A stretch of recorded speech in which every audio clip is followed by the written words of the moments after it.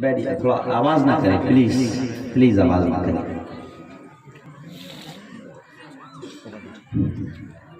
تمام احباب سے ادب کے ساتھ گزارش کی جاتی ہے کہ شور شرابہ نہ مچائیں، بلکہ ادب کے ساتھ پنڈال کے اندر تشریف رکھیں اور حضرت مفتی صاحب دامت برکاتہ العالیہ کی تمام باتوں کو غور اور دھیان کے ساتھ سنیں۔ الحمدللہ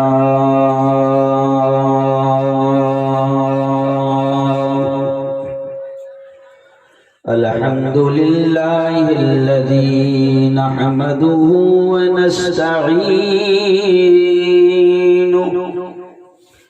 ونستغفره ونؤمن به ونتوكل عليه ونعوذ بالله من شرور أنفسنا ومن سيئات أعمالنا، من يهده الله فلا مضل له ومن يضلله فلا هادي له، ونشهد أن لا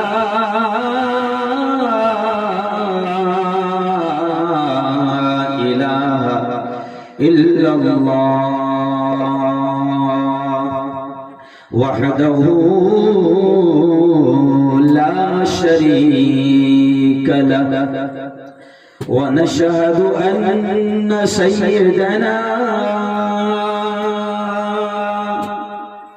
وسندنا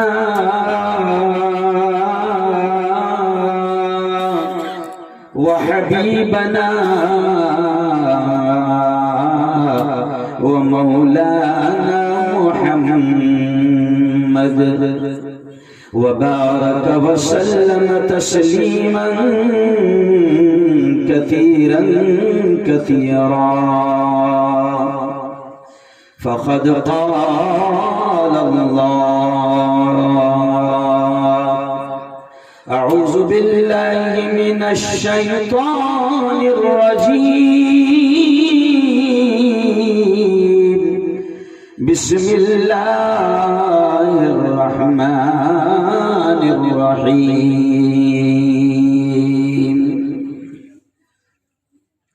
يا أيها الذين آمنوا قوا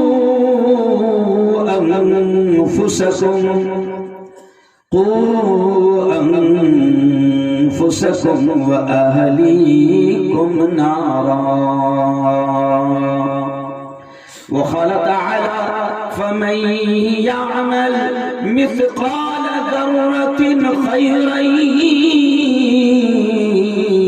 يره ومن يعمل مثقال ذرة شرا يره، وقال تعالى: اقرأ باسم ربك الذي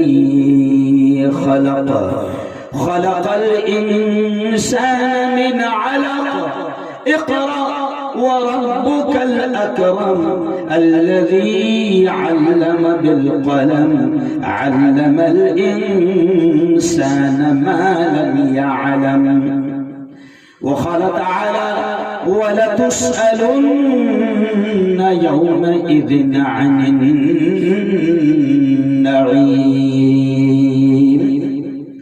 وقال رسول الله صلى الله عليه وسلم: كلكم راع وكلكم مسؤول عن رعيته، أو كما قال عليه الصلاة والسلام، وقال صلى الله عليه وسلم: خيركم من تعلم القرآن وعلمه، أو كما قال عليه الصلاة والتسليم.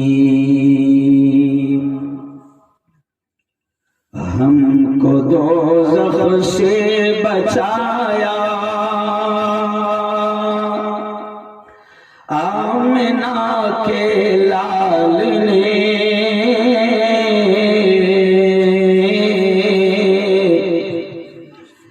باغ جنت کا دکھایا،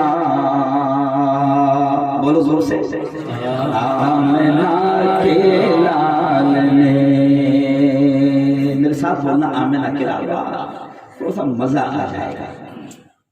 ہم کو دوزخ سے بچایا آمنہ کے لال نے،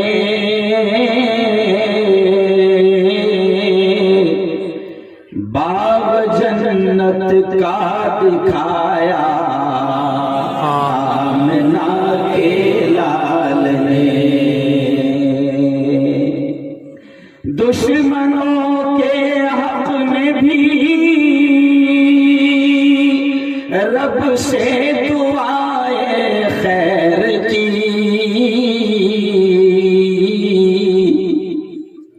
دشمنوں کے حق میں بھی رب سے دعائیں خیر کی،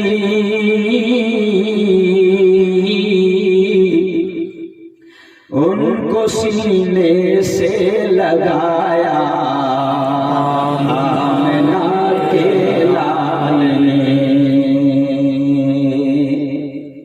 پتھروں نے بھی پڑھا کلمہ رسول پاک کا،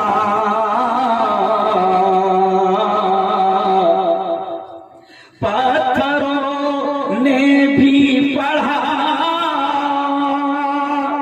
کلمہ رسول پاک کا، معجزہ یہ بھی دکھایا آمنہ کے لال نے۔ صدق اللہ۔ صدر محترم مفتی عبدالحکیم صاحب، اسٹیج پر جلوہ افروز حضرت مولانا امین اللہ صاحب مظاہری، مولانا عبدالرؤوف صاحب، مولانا ابراہیم صاحب، مولانا شریف صاحب، مولانا یوسف صاحب، مولانا عرفان صاحب، مولانا اسماعیل صاحب، مولانا یونس صاحب، مولانا عبدالوہاب صاحب، گاؤں کے اور علاقے کے ہمارے نان مسلم بھائی، بھگوت سنگھ، رام پرساد دادا، مہیش بھائی، اور میرے ساتھ تشریف لائے مہاراشٹر کے علاقے مرٹھواڑہ کے جمعیت علماء کے خازن حضرت مولانا عیسیٰ خان صاحب کاشفی، نوجوان دوستوں، بزرگوں اور ساتھیوں، سب سے پہلے تو ہم اللہ رب العزت کا شکر ادا کریں اس احسان پر، اس انعام پر کہ اس خالق نے، اس مالک نے دین کی بہت ہی مقدس محفل میں ہم سب کو جمع فرمایا۔ اب میں دعا کے الفاظ کہہ رہا ہوں، سب نے آمین کہنا، میں اس لیے آمین کہلواتا ہوں مولانا کہ نہیں معلوم اللہ کس کی آمین کو قبول کر لے اور ہم سب گناہگاروں کا بیڑا، ارے بولو زور سے، پار ہو جائے۔ میرے مولا، آج کے شاندار اجلاس کو جن لوگوں نے سجایا ہے، ظاہر بات ہے کہ بڑی محنتیں لگتی ہے، میں دیکھ رہا ہوں فرقان صاحب کو، سلیم بھائی کو، اور علاقے کے پورے جوانوں کو، علماء کرام کو، مجھے سب کا نام یاد نہیں ہے لیکن میں دیکھ رہا ہوں کہ بڑی محنتیں لگتی ہے، اس لیے سب کے لیے آپ نے آمین کہنا۔ میرے مولا، جن لوگوں نے اس شاندار پروگرام کو سجایا، دانے، درمے، قدمے، سخنے، جس طرح بھی محنت کی ہے، میرے مولا ان تمام کو دنیا اور آخرت دونوں جہاں میں اس کا بہتر بدلہ نصیب فرما۔ اب دیکھو بہت پیاری دعا دے رہا ہوں، میں سمجھتا ہوں شاید آج تک کسی نے یہ دعا میرا خیال نہیں دیا ہوگا، مجھے ایسا لگتا ہے۔ دیکھیں دعا پر دھیان دیا۔ میرے مولا، जिस तरह आज तूने हम सबको यहाँ पर जमा फरमाया, ऐसे ही हम सबको जन्नतुल फिरदौस में भी जमा फरमाया। और एक बार उनसे कह रहे और एक बार देखो कितनी प्यारी दुआ, कितना अच्छा लगेगा जब हम सब वहां पर जमा होंगे। कोहड़ा वाले होंगे, रिछड़ी वाले होंगे, निपानिया वाले होंगे, शाहजहांपुर वाले होंगे, ये सारे उलमा होंगे। और जैसे आज यहाँ पर है वैसे वहां जमा होंगे तो कितना अच्छा लगेगा, है ना?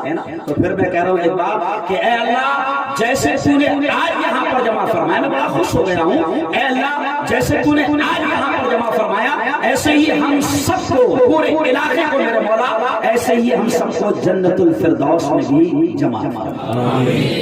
दोस्तों, बहुत अच्छा प्रोग्राम आपने यहाँ पर सजाया। मुफ्ती अब्दुल हकीम साहब और तमाम उलमाए किराम सुबह नहीं थे आप लोग, मौलाना ऐसा लग रहा था कि दूल्हा बना कर छोड़ेंगे। नारे, जबरदस्त अंदाज में नारे, ये आपकी मोहब्बत है। और जिंदगी में कभी शादी में भी घोड़े पे बैठने का मौका नहीं मिला, क्योंकि अगर शादी में बैठ जाता तो मसला हो जाता। लेकिन पूरे गांव ने जनाब घोड़े पर भी बैठा दिया। क्या मालूम वो वीडियो वायरल तो नहीं हुई? वायरल न्यूज पर तो आई समझ रहा। तो खैर गांव वालों, ये आपकी मोहब्बत है। और सुन लो, उलमा से मोहब्बत इंशाअल्लाह, उलमा से मोहब्बत। मुफ्ती अब्दुल हकीम साहब ने बहुत प्यारी बातें हंसते हंसाते बहुत कुछ मुफ्ती साहब ने कह दिया, लेकिन गाँव वालों सुन लो, यकीनन आपने 2 किलोमीटर तक इस्तेमाल किया उलमाए किराम का, हम लोगों का। आपने नारेबाजी की, आपने फूल बरसाया, आपने दजाने इस्तेमाल और मोहब्बत का सबूत दिया। यकीन मानो, उलमा से यही मोहब्बत इंशाअल्लाह आपको और हमको कामयाब करेगी। कहो इंशाअल्लाह। लेकिन मुफ्ती साहब ने कहा कि सिर्फ ऐसा फूल बरसाने से काम नहीं चलेगा, है ना भाई? बादाम और हलवा खाने के लिए उतना इंतजाम नहीं करना पड़ेगा। आओ, ये आपने चिट्ठी में आपने देखा, मैंने पूरा सबके नाम लिया। हो सकता है कि सबके नाम ना हो चिट्ठी में, लेकिन कोहड़ा वालों, निपानिया वालों, शाहजहांपुर वालों, ये स्टेज जो उलमाए किराम से भरा है, मुफ्ती साहब ने मुझे एक उन्वान दे दिया उलमा की अहमियत पर बोलने का। तो बात यहीं से शुरू कर रहा हूँ कि सुन लो, ये जो उलमाए किराम है, ये हुफ़ाज़ कुरान मुबीन है, ये मस्जिदों के इमाम है। अल्लाह की कसम खाकर कहता हूँ कि दुनिया इनके मकाम को जाने न जाने। आज दुनिया वाले इन्हें 5000 का समझते हैं, 6000 का समझते हैं, दुनिया वाले इनके मकाम को जाने न जाने। लेकिन सुन लो, ये उलमा का वो काम है कि मैं नहीं कह रहा हूं, ये हम नहीं कह रहे, हम सबके आका ने फरमाया, हमारे नबी ने फरमाया, और हमारा ईमान है कि पूरी दुनिया का बोला हुआ गलत हो सकता है। साइंसदानों की बातें गलत हो सकती है, चांद पर जाने वालों की बातें गलत हो सकती है, लेकिन हमारा यकीन है, हमारा ईमान है कि प्यारे आका ताजदार मदीना हजरत मोहम्मद मुस्तफा, जोर से कह दो, सल्लल्लाहु अलैहि वसल्लम की ज़बान से निकलने वाले अल्फाज कभी गलत नहीं हो सकते। जोर से पूरा मजमा, कभी गलत नहीं हो सकते। और नबी ने क्या फरमाया, सुन लो इनकी शान, चाहे आप मानो न मानो, समझो न समझो, लेकिन हमारे नबी ने क्या कहा, खैरुकुम मन तअल्लमल कुरान व अल्लमा। ओ कोहड़ा वालों, इस बात को सुनो, हमारे नबी ने फरमाया, खैरुकुम, ऐ लोगों, तुम में सबसे बेहतर, तुम में सबसे आला, तुम में सबसे अफजल, तुम में सबसे ऊंचे मकाम वाला, ऊंचे रुतबे वाला, ऊंचे मनसब वाला कौन है? कौन है? हमारे आका ने फरमाया, खैरुकुम, तुम में सबसे बेहतर वो है मन तअल्लमल कुरान, जो कुरान को सीखते हैं, वो अल्लमहू, और उसको सिखाते हैं। नबी ने फरमाया। और मौलाना, इस हदीस को सामने रखते हुए मैं खोल कर ये कहता हूं, पूरे मुल्क में मुसलमानों को भी समझाता हूं कि तुमने हाफिज़ कुरान के मकाम को नहीं जाना, तुमने एक आलिम और एक इमाम के मकाम को नहीं समझा। लेकिन हमारे नबी ने कहा है कि धरती पर, जमीन पर सबसे ऊंचा मकाम और रुतबा अगर किसी का है तो मन तअल्लमल कुरान, वो उनका है जो कुरान सिखाते हैं, सीखते हैं।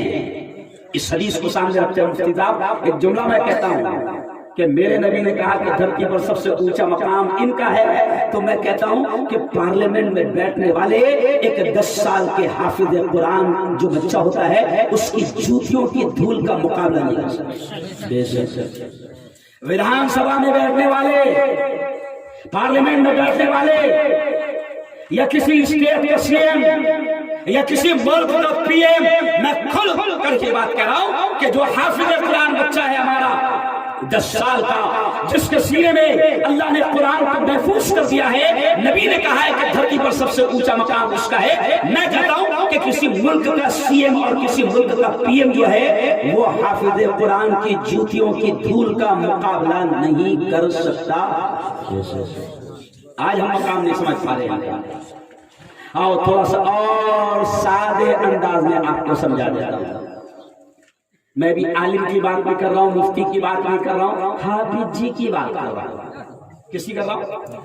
ارے بولو، جو ہمارے اسٹائل سے پتہ چلتا حافظ جی، یعنی ہمارا اسٹائل ہی بتا دیتا کہ ہم اس کو کیا مقام دے رہے ہیں۔ حافظ جی کا کیا مقام ہوگا؟ کوڑا والوں، شاہجہاں پور والوں، رچھڑی والوں، پورے علاقے کے لوگوں، سنو سنو سنو، میں نے عورتوں میں بھی یہ بات کہا کہ ایک حافظ جی کا کیا مقام ہوگا کہ اللہ حشر کے میدان میں جب وہ ماں جس نے 9 مہینے پیٹ میں رکھی ہے، وہ ماں ایک نیکی دینے کو تیار نہ ہوگی، باپ ایک نیکی دینے کو تیار نہ ہوگا، ایک نیکی کے لیے انسان ترسے گا، وہ حشر کے میدان میں جب نفسا نفسی کا عالم ہوگا، حافظ جی کا یہ مقام ہوگا کہ اللہ حافظ جی سے کہیں گے یا حافظ القرآن، او قرآن کے یاد کرنے والے، او قرآن کے حافظ، اقرا اقرا، جو قرآن کی آیتیں تجھے یاد ہے پڑھتا جا ورتقی ورتقی، اور جنت کی سیڑھیاں چڑھتا جا۔ یہ حافظ جی کا یہ مقام ہے نا۔ اور حافظ جی کے ابا کا ہم سمجھتے ہیں کہ بھائی حافظ تو وہ بنائیں، عالم تو وہ بنائیں کہ جن کے گھروں میں یا جن کے پاس اتنا پیسہ نہ ہو کہ وہ ڈاکٹر بنائیں، جن کے پاس اتنا پیسہ نہ ہو کہ وہ انجینئر بنائیں، وہ وکیل بنائیں، وہ پروفیسر بنائیں، تو حافظ تو وہ بنائے گا۔ مدرسے میں بچوں کو وہ باپ بھیجے گا کہ جو مزدور ہے، جو کسان ہے، جو شیتکری ہے، جو مزدور ہے، وہ حافظ بنائے گا، وہ مدرسے میں بھیجے گا، وہ بیٹے کو عالم حافظ بنائے گا۔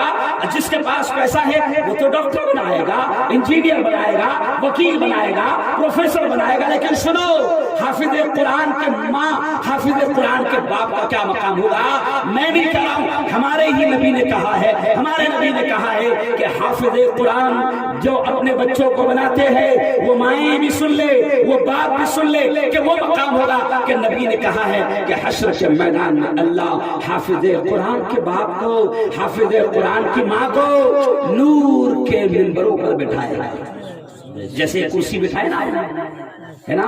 تو حدیث میں آتا ہے، نبی نے فرمایا کہ حافظ قرآن کی ماں اور حافظ قرآن کے باپ کو اللہ نور کے منبروں پر بٹھائے گا، اور حافظ قرآن کی ماں اور حافظ قرآن کے باپ کے سر کے اوپر اللہ ایک تاج رکھے گا۔ حدیث میں آتا ہے، نبی نے فرمایا ہے کہ اس تاج کی روشنی آفتاب و مہتاب، سورج اور چاند سے زیادہ ہوں گی۔ دیکھنے والے تعجب کریں گے، نپانیا والے تعجب کریں گے، شاہجہاں پور والے تعجب کریں گے، بھوپال والے تعجب کریں گے، کوڑا والے تعجب کریں گے کہ یہ تو غریب تھے، یہ تو شیتکری تھے، یہ تو مزدور تھے، یہ تو 200 روپے روز سے کھیت میں کام کرتے تھے، یہ کون ہے کہ جن کو اللہ اتنا اونچا مقام دے رہا ہے؟ تو سنو سنو سنو سنو، اللہ کی جانب سے اعلان ہوگا کہ جن کو نور کے منبروں پر بٹھایا گیا اور جن کے سروں پر تاج رکھا گیا، اللہ کی جانب سے اعلان ہوگا، او لوگو یہ تو کوہڑا کا کسان ہے جس کا بیٹا حافظ قرآن ہے،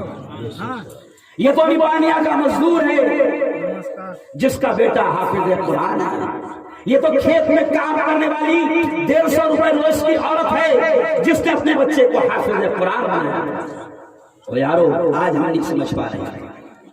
مفتی صاحب نے کہا نا کہ آج ہم مولانا مفتی صاحب یہ سب لوگ اپنے بچوں کو حافظ عالم بھی کیوں نہیں بنا رہے؟ اس کی وجہ یہ ہے کہ ان کو معلوم ہے اپنے امام صاحب کی تنخواہ کتنی نہیں سمجھے، اور اتنا برا حال ہم اپنے بچوں کا تو ارے بولو نہیں کر سکتے۔ ہے نا, اسی لیے ہی بنا رہے. آج آپ دیکھو اسکول میں پڑھا رہا ہوں, اسکول میں پڑھا رہا کیا, میں خود کالج میں پروفیسر رہا ہوں 14 سال, میں نے ڈاکٹروں کو پڑھایا. 35 گھنٹے کے 3 پیریڈ تھے مفتی صاحب. کتنے گھنٹے کے, 35 منٹ کے 3 پیریڈ. تنخواہ کتنی, 90,000. وہ بھی ہم لوگ دھرنا دے کے 1 لاکھ کرنے کی کوشش کرتے ہیں. سمجھ آیا, 35 منٹ کے 3 پیریڈ. یہاں 3 گھنٹے پڑھا رہے مولانا فرقان صاحب, یہاں 3 گھنٹے پڑھا رہے ہمارے بچوں کو یہ ائمہ, یہ مکتب کے لوگ. کیوں؟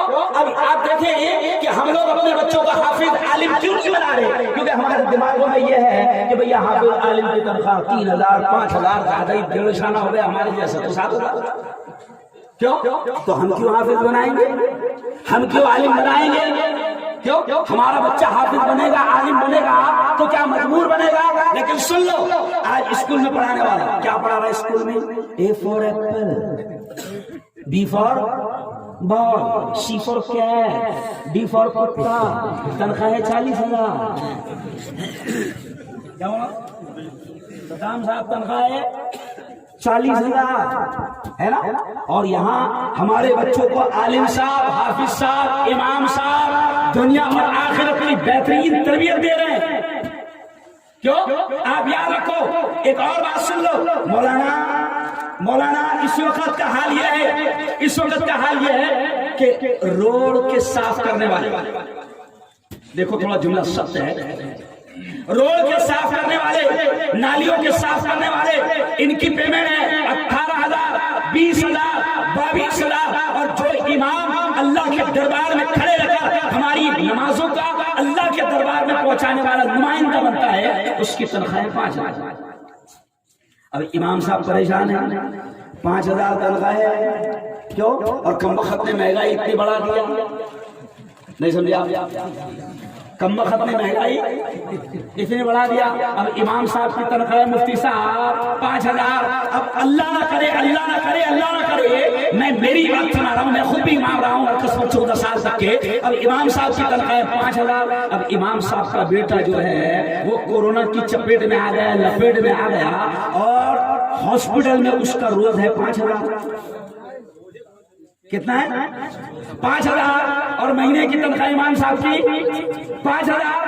اب امام صاحب کا دماغ کہاں لگا ہوا ہے, ہاسپٹل میں. اب مقتدی کیا شکایت کر رہا, مفتی صاحب میرا دماغ نماز میں لگتا ہی نہیں. تو میں نے کہا جب تیرے امام کا دماغ نہیں ہے وہاں پر تو تیرا کہاں سے ہے.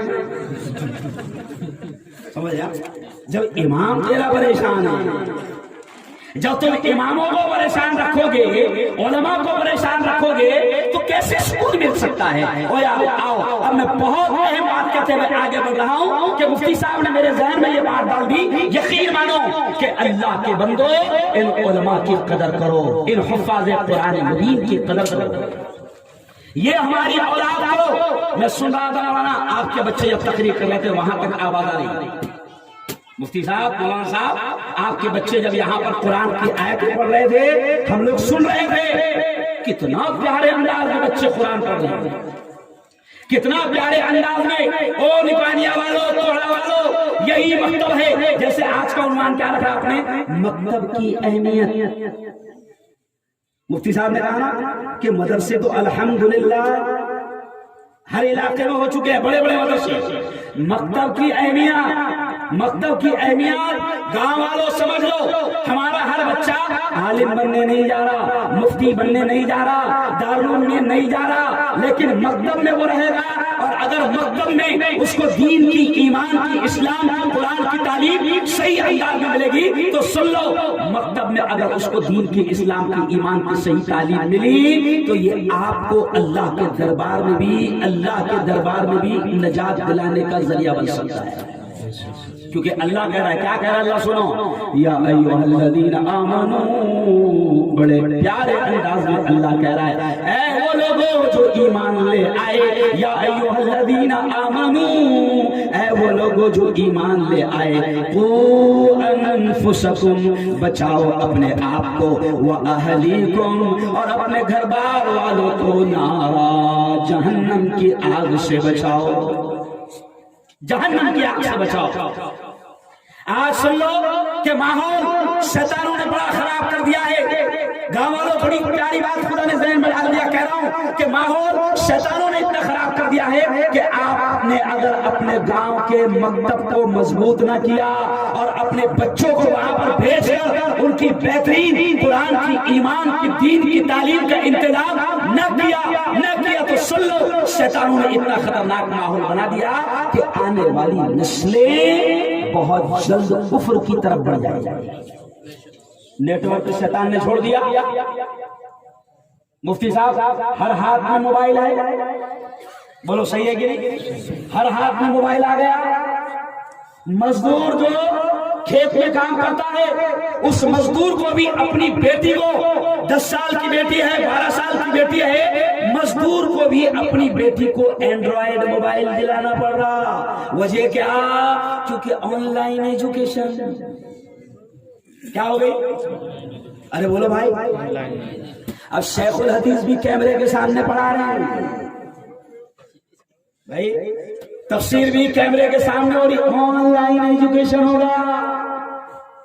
کوڑا والوں اگر اپنی اولاد کی صحیح تربیت نہ کیا, مکتب کی اہمیت کو نہیں سمجھا اور ان کو دین کی تعلیم کا انتظام نہ کیا تو شیطان نے ایجوکیشن کے نام پر, شکشن کے نام پر, شکشا کے نام پر ان کے ہاتھ میں موبائل تھما دیا.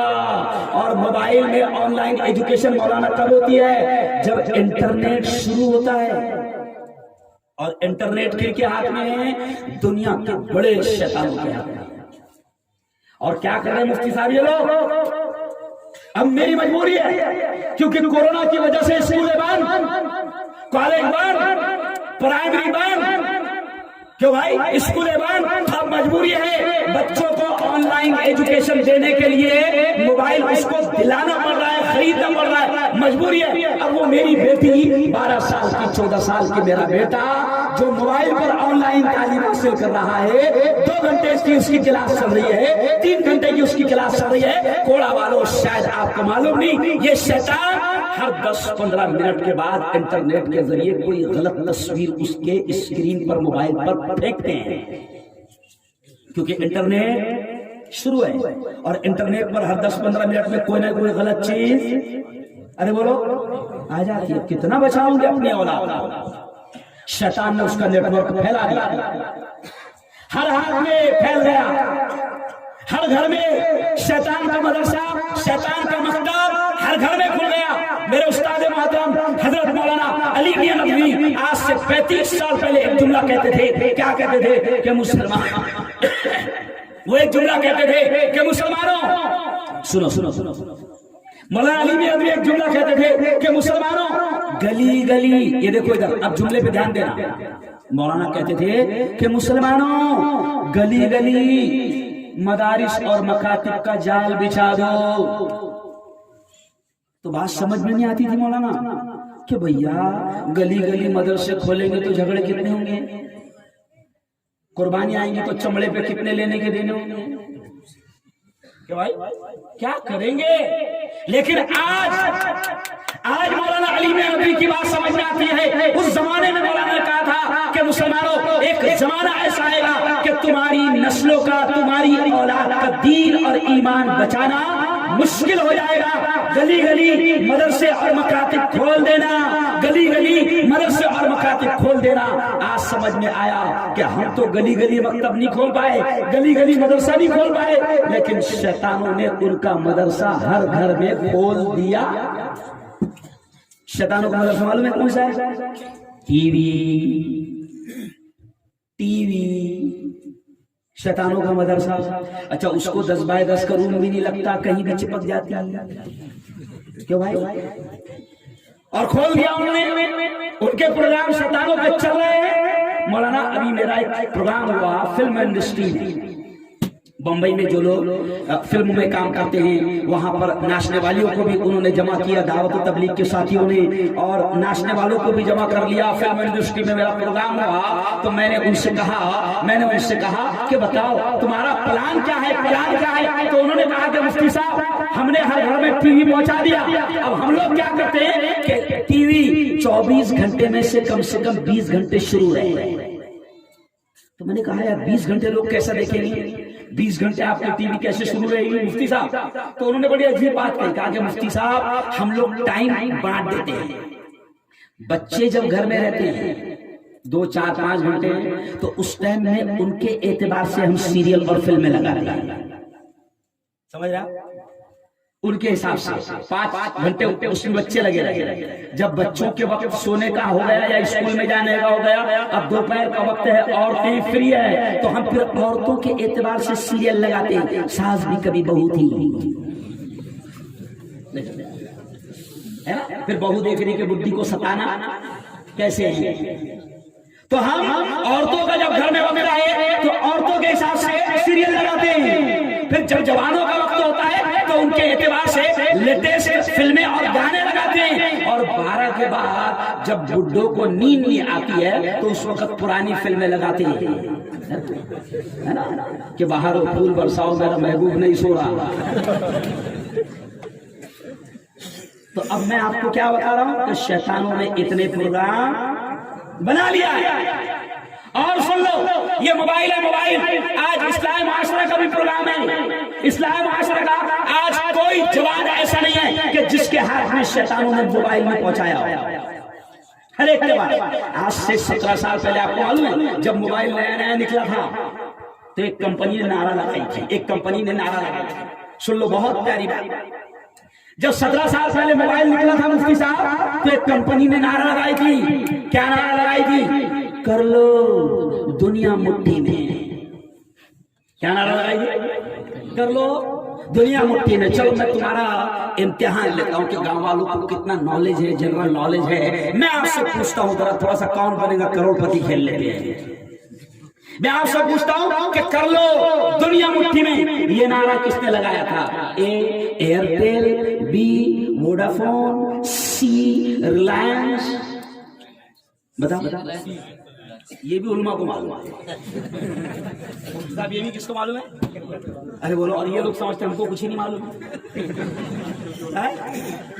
تو اب دیکھیے کہ ریلائنس نے نعرہ لگایا تھا 16-17 سال پہلے، کر لو دنیا مٹھی میں، تو مفتی صاحب میں اس نعرے کو کیسے کہتا ہوں کہ انہوں نے کر لو دنیا مٹھی میں نعرہ نہیں لگایا تھا، بلکہ ان کا نعرہ تھا کر لو گناہ مٹھی میں۔ آج آپ دیکھیں کہ موبائل پر 2x2 انچ کا اسکرین ہے، آج ہر اسکرین پر موبائل میں ہر طرح کا گناہ موجود ہے۔ یہ بزرگوں سے پوچھو، یہ بوڑھوں سے پوچھو، ایک زمانہ تھا مفتی صاحب مولانا صاحب کے ناچ گانا دیکھنے کے لیے، گندی چیزیں دیکھنے کے لیے گاؤں چھوڑ کے 50 کلومیٹر شہر میں جانا پڑتا تھا۔ آج گاؤں میں بیٹھا ہے، کوہڑا میں بیٹھا ہے، اس کے ہاتھ میں موبائل ہے، www.america.com آ گیا، سمجھ رہے www.duniyakenange.com آ گئے، دنیا کے ننگے، آج سارے گناہ موجود ہے۔ آج اسلامی معاشرہ پر یہ بھی کہوں گا مولانا کہ آج آپ دیکھو کہ میری قوم کے نوجوان کو جس طرح نشہ ہوتا ہے نا، نشہ اس سے بھی کئی زیادہ خطرناک ان کو موبائل کا نشہ ہوتا ہے۔ رہ نہیں پا رہے مولانا، آپ نشہ کیسے رکھیں؟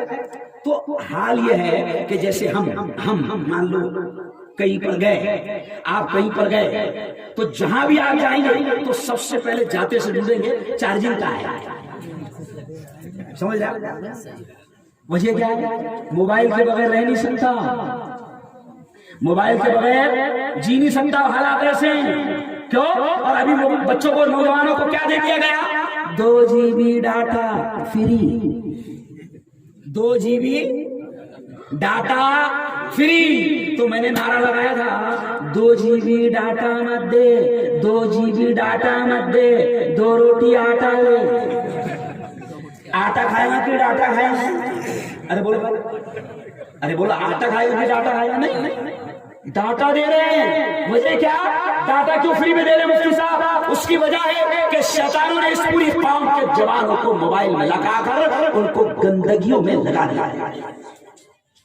آج قرآن پڑھنے میں مزہ نہیں آ رہا، نماز پڑھنے میں مزہ نہیں آ رہا، قرآن کی تلاوت ایک پارا مفتی صاحب عام آدمی आदमी 20 से 25 मिनट में पढ़ सकता है। एक पारा पढ़ना मुश्किल हो गया, लेकिन 3-4 घंटे व्हाट्सएप देखना, फेसबुक देखना, यूट्यूब देखना आसान।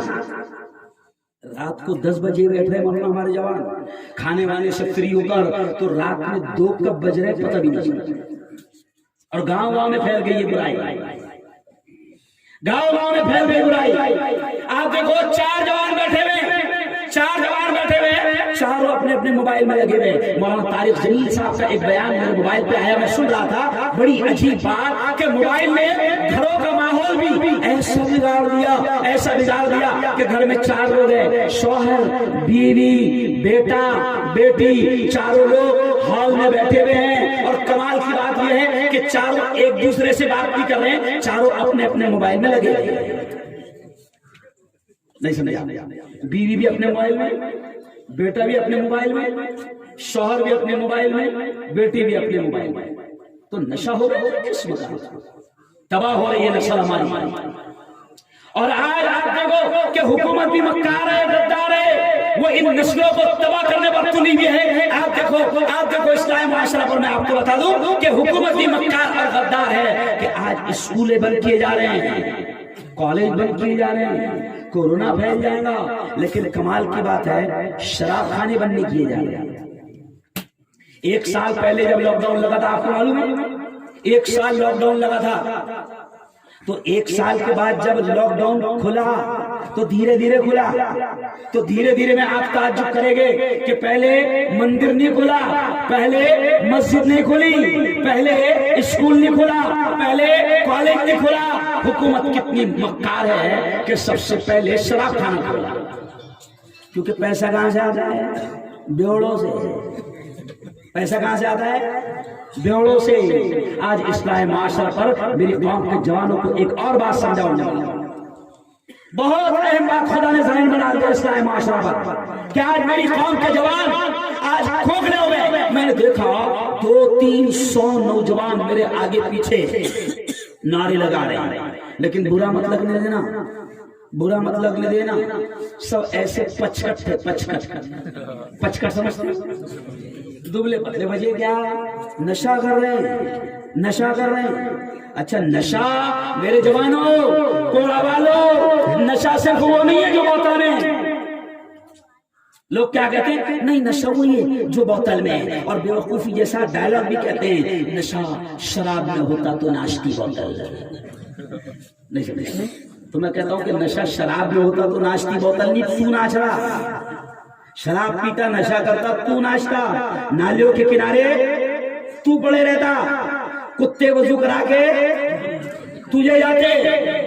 नशे में मेरी कौम का जवान क्या करें? कभी कभी मैं सियासी नेता भी हूँ, तो कभी कभी बच्चे नौजवान नारे लगाते हैं, मुफ्ती साहब आगे बढ़ो, हम तुम्हारे साथ है। जब देखो तो ऐसे दुबले पतले के एक मारे तो 3 फुल अंडे खाएंगे। क्या तुम्हारे भरोसे पे आगे बढ़ना? तुम्हारे भरोसे पे बढ़ना क्या है? किससे मुकाबला करना तुम्हारे भरोसे पे? नहीं, ओ यार, इस्लाही माशरा का प्रोग्राम है। नशा सिर्फ वो नहीं जवानों, कोड़ा वालों, निपानिया वालों, शाहजहांपुर वालों, नशा सिर्फ वो नहीं जो बोतल में है। आज अल्लाह कसम का नशा आज मेरी कौम का जवान कर रहा है। नशा वो भी है जो पुड़ी में है, नशा वो भी है जो विमल में है, नशा वो भी है जो गोवा में है, नशा वो भी है जो गुटके में है, नशा वो भी है जो पान में है, नशा वो भी है जो सिगरेट में है, नशा वो भी है जो बीड़ी में है, और नशा वो भी है जो पान की टपरी पर जाकर कहता है 300-120 डाल। कुल मिला के 420 आया, 420 डाल। नशा वो भी है। आज जवानों को देखो, एक जवान को मैंने सलाम किया, मेरी आदत है मैं थोड़ा जोर से सलाम करता हूँ। एक जवान को सलाम किया मैंने, अस्सलाम वालेकुम, तो उसने जवाब कैसे दिया? वालेकुम सलाम। बोला मैंने अस्सलाम वालेकुम, बोले ऐसा क्यों दे रहा है? तो बोले मुफ्ती साहब मुंह नहीं खुल रहा।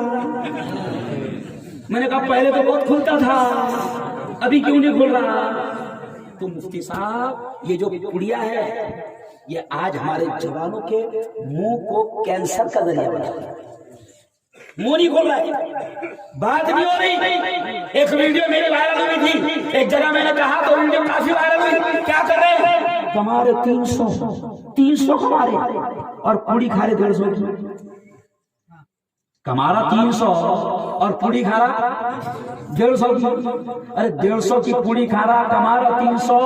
اگر وہ 300 تو کما کر اگر نشہ نہ کرتا, پوڑی نہ کھاتا, تو اپنے بچوں کو اچھی تعلیم دے سکتا تھا, گھر میں جا کر اپنی بیوی کو اچھا کھلا سکتا تھا, خود اچھا کھا سکتا تھا. لیکن آج جوانوں, اسلامی معاشرہ بھی آپ نے عنوان رکھا, تو یہ بھی میں آپ سے کہہ کے جا رہا ہوں کہ خدا کے واسطے ہر قسم کے نشے سے اپنے آپ کو بچاؤ. تمباکو کا نشہ ہو, پوڑی کا نشہ ہو, مانک چند کا نشہ ہو, گوئے کا نشہ ہو, جس قسم کا نشہ ہے جوانوں, ہر قسم کے نشے سے اپنے آپ کو بچاؤ. یہ تمہاری زندگی تباہ ہو رہی ہے. اچھا ایک خاص بات اور, یہ جو پوڑی کھا رہے نا وہ جوان سن لے, وہ آتما ہتیا کر رہے ہیں. کیا کر رہے ہیں؟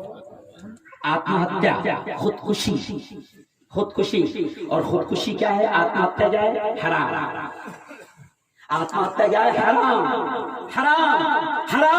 وہ آتما ہتیا کر رہے ہیں. وجہ کیا کہ پوڑی پر لکھا ہوا ہے, سگریٹ پر لکھا ہوا ہے, نشے کی چیز پر لکھا ہوا ہے انجوریز ٹو ہیلتھ, یہ تیری صحت کے لیے نقصان دہ ہے, اس سے تجھے کینسر ہو جائے گا, بڑی بڑی بیماری ہو جائے گی, لکھا ہوا ہے. مگر اس کے باوجود بھی ہمارا جوان کھا رہا ہے. اب اگر وہ پھانسی کے پندے پر لٹک جاتا تو 4 منٹ میں دم توڑ دیتا, اگر وہ ریل کے سامنے کود جاتا تو 2 منٹ میں دم توڑ دیتا, آتما ہتیا ہو جاتی. لیکن پوڑی کھا کر یہ 10 سال میں 15 سال میں آتما ہتیا کر رہا ہے, دھیرے دھیرے مر رہا ہے. کیا کر رہا ہے؟ دھیرے دھیرے مر رہا ہے. اچھا عجیب لوگ قوم ہے, عجیب قوم ہے. ایک نے تو مسئلہ عجیب پوچھ لیا کہ مفتی صاحب میرا بھائی پوڑیا بہت کھاتا تھا, اس کی وجہ سے اس کو کینسر ہوا, تو بڑی بیماری میں مرا, شہید ہوگا نا.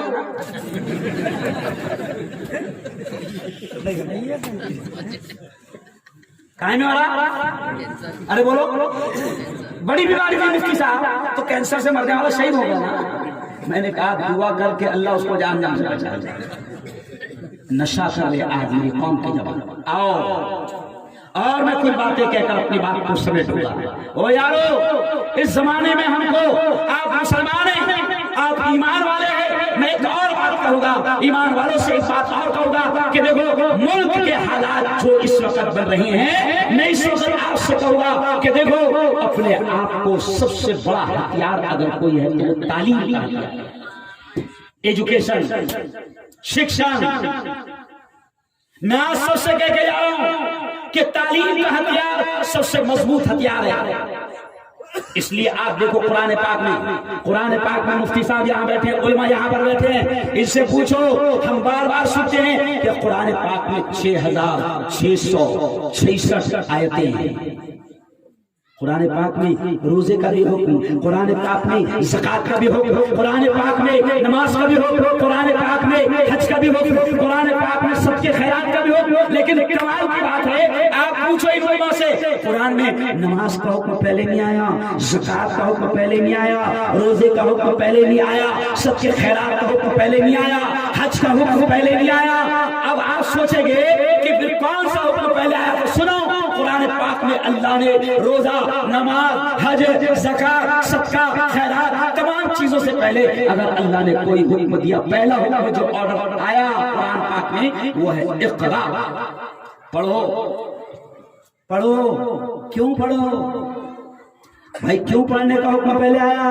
تو میں سادے الفاظ میں کہتا ہوں کہ اس مالک نے پڑھنے کا حکم اس لیے پہلے دیا کہ وہ مالک جانتا ہے, وہ خالق جانتا ہے, وہ رب جانتا ہے کہ پڑھے گا تو جانے گا خالق کون, پڑھے گا تو جانے گا مالک کون, پڑھے گا تو جانے گا رزق دینے والا کون, پڑھے گا تو جانے گا زندگی کس کے ہاتھ, پڑھے گا تو جانے گا موت کس کے ہاتھ, پڑھے گا تو جانے گا نفع کس کے ہاتھ, پڑھے گا تو جانے گا نقصان کس کے ہاتھ, پڑھے گا تو جانے گا یہ سارا کائنات کا سسٹم کس کے ہاتھ. اس لیے اللہ نے سب سے پہلے حکم کیا دیا؟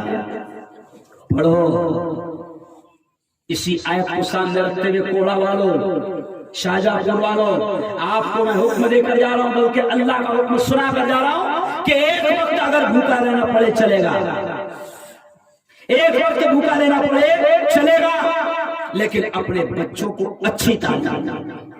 और एक बात सुन लो, आपको क्या लगता मालूम क्या कि हम मौलाना लोग सिर्फ मदरसे की तालीम की बात करते हैं? नहीं, मैं आपको कह के जा रहा हूं, बनाओ अपने बच्चों को बेहतरीन इंजीनियर, बनाओ अपने बच्चों को बेहतरीन डॉक्टर, बनाओ अपने बच्चों को बेहतरीन IPS, collector, commissioner, SP, DSP बनाओ। दुनिया की आला से आला तालीम को इस्लाम मना नहीं करेगा।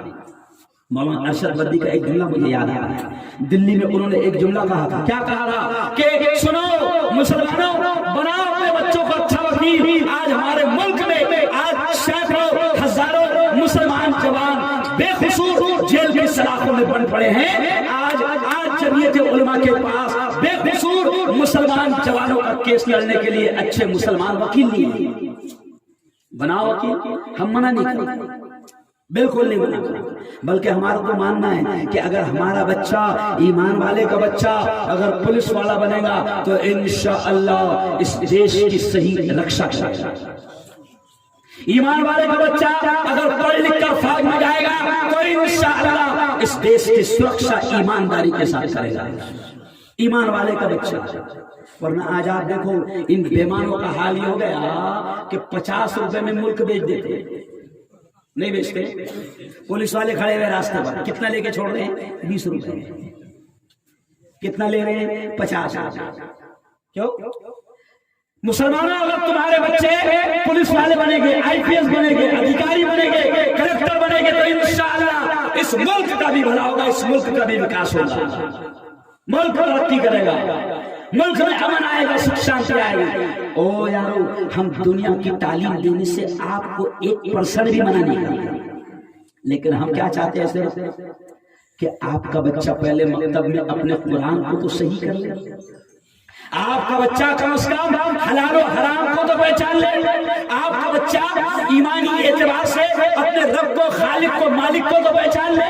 वरना अगर आपने सुन लो मकतब की अहमियत कितनी है, गांव गांव में, मस्जिद मस्जिद में मकतब की अहमियत कितनी है, कि अगर आपके बच्चे को आपने मकतब में दीन की, ईमान की तालीम न दी तो फिर ये इंग्लिश मीडियम स्कूलों में इनके ईमान से खेला जाएगा। मौलाना यूनुस साहब का नाम सुने आपने? मौलाना यूनुस साहब मरहूम पूना वाले, महाराष्ट्र के अमीर जमात थे।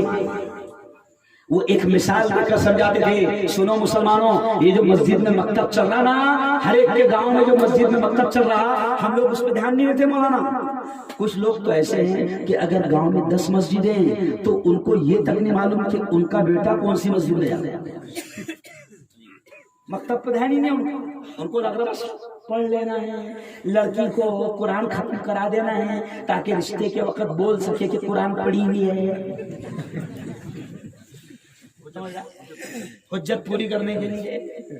नहीं, मौलाना यूनुस साहब क्या करते थे कि मकतब की तालीम पर जोर दो, क्योंकि ये बच्चे अगर बचपन में इनके दिमाग में अल्लाह और उसके रसूल पर ईमान मजबूत नहीं किया गया तो दुनिया के शैतान इनके ईमान से खेलेंगे। तो मौलाना यूनुस मिसाल देते थे। आज हम लोग सब इंग्लिश मीडियम में पढ़ाते अपने बच्चों को, है ना। हमारे दिमाग में है कि इंग्लिश पढ़े ना, फर फर इंग्लिश बोलेगा तो नोटा छापेगा। क्या छापेगा? नोटा। तो मौलाना एक बात याद आ गई नोटा छापने पर, मैं हंसते हंसते ये भी कहता हूँ कि ज्यादा अपने बच्चों को नोटा छापने की मशीन मत बनाओ, क्योंकि ये बावला कभी भी बंद कर देगा नोटा। रातों रात आदेश आ जाता कल से 2000 के नोट, अरे बोलो बंद। तो ज्यादा नोटे छापने की मशीन मत बनाओ। तो खैर मौलाना यूनुस साहब एक जुमला कहते थे, एक इंग्लिश स्कूल में बच्चों के ईमान को कैसे खराब किया जा रहा है। देखो मिसाल, तो मौलाना मिसाल देते थे कि टीचर क्रिश्चियन वो बच्चों को कैसे समझा रहा है। उसने उठाया कलम, प्यारे बच्चों ये क्या है? बच्चों ने बोले सर ये कलम है, सर ये कलम है। तो फिर बच्चों को समझाया कि देखो ये कलम नजर आ रहा है, तो بولے ہاں سر نظر آ رہا ہے. تو بولے کیوں نظر آ رہا ہے؟ تو بولے اس لیے نظر آ رہا ہے. ٹیچر کہنے لگا اس لیے نظر آ رہا ہے کیونکہ یہ ہے. پھر اٹھایا موبائل اور کہا کہ پیارے بچوں یہ کیا ہے؟ تو چھوٹے چھوٹے معصوم بچوں نے کہا سر یہ موبائل ہے. تو کہا کہ تم کو نظر آ رہا ہے؟ تو بچوں نے بولے ہاں سر نظر آ رہا ہے. تو سر نے کہا اس لیے نظر آ رہا ہے کیونکہ یہ ہے. پھر اٹھایا کتاب. ایسی 5-6 مثالیں دے کر ان سے کہا کہ دیکھو یہ جو چیزیں آپ لوگوں کو نظر آ رہی ہے یہ اس لیے نظر آ رہی ہے کیونکہ ہے. پھر دھیرے سے کیا کہتا وہ شیطان بچوں کو کیسے خراب کرتے ہیں. پھر دھیرے سے شیطان کہتا پیارے بچوں تم کو اللہ نظر آ رہا کیا؟ تب چھوٹے معصوم بچے کیا کریں گے؟ نہیں نظر آ رہا. کیا بولیں گے بچے؟ نہیں نظر آ رہا. تو پھر وہ شیطان کیا سمجھاتا ہے؟ دیکھو موبائل تھا نظر آ گیا, کتاب تھی نظر آ گئی, قلم تھا نظر آ گیا. اللہ اگر ہوتا نعوذ باللہ تو وہ بھی نظر آ جاتا. ایسا سمجھایا. تو پھر اب سنو, اب انہی بچوں میں ایک بچہ وہ بھی تھا جس کے گھر میں کتاب کی تعلیم ہوتی تھی اور جو مکتب میں جاتا تھا اور ایمان کی تعلیم سیکھتا تھا. سنو تب ایک بچہ کھڑے رہا اور کہنے لگا سر آپ نے جو سمجھایا میرے دوستوں کو میں بھی آپ کی ہی بات میرے اسٹائل میں سمجھا دیتا ہوں. کیا کہا بچے نے؟ آپ کی ہی بات میرے اسٹائل میں سمجھا دیتا ہوں. تو سر نے کہا ٹھیک ہے سمجھاؤ کیا مسئلہ ہے. تو وہ بھی کھڑے رہا اور وہی مثالیں پین نظر آ رہا ہے, نظر آ رہا, کتاب ہے. پھر دھیرے سے کہنے لگا پیارے بچوں پیارے دوستوں ابھی اپنے ٹیچر نے کیا بتائے؟ اپنے ٹیچر نے بتایا نا کہ جو چیز رہتی ہے وہ نظر آتی ہے. ابھی بتایا نا ٹیچر نے. ایک منٹ دھیان دو. وہ کہنے لگا کہ پیارے بچوں ابھی اپنے ٹیچر نے کیا سمجھائے؟ جو چیز رہتی ہے وہ نظر آتی ہے. پھر دھیرے سے وہ بچہ کہنے لگا دوستوں استاد کی عقل دکھ رہی کیا؟